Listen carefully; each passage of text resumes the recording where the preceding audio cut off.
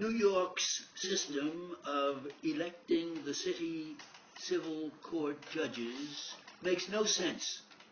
Candidates run in a particular district or borough, but they can end up sitting anywhere in the city, and not even on the court for which they were chosen. Right now, most new civil court judges are reassigned for a year or more to relieve pressure on the city's criminal and family courts, a situation that in turn puts strains on the workings of civil court. Filling civil court seats by election makes even less sense. Forcing would-be judges to raise money, shake hands at subway stops, and cozy up to clubhouse polls is hardly conducive to building a huge, high-quality judiciary.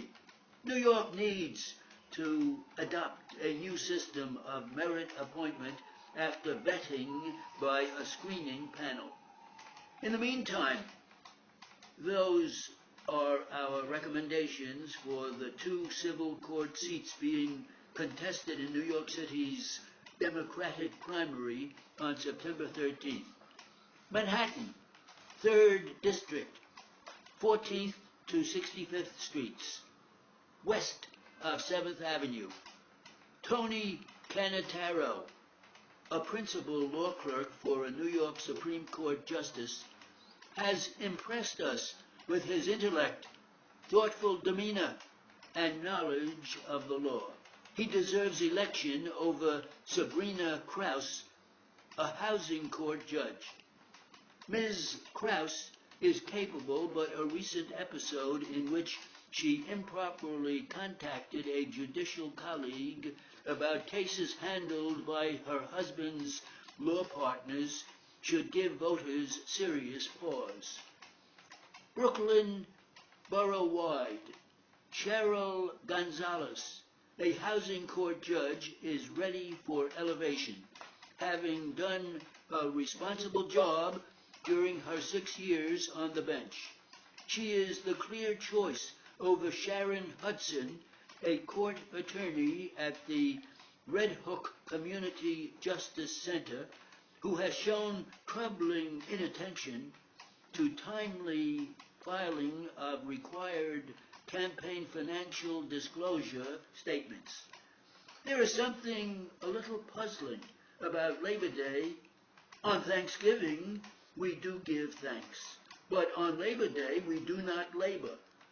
To the proverbial visitor from outer space, the name of the holiday might suggest 24 hours of national housekeeping, a communal exertion of effort toward some unspecified end. Many Americans of a certain age grew up in households where every Saturday was Labor Day, a day of chores, projects, burdensome errands, and visits to the dump.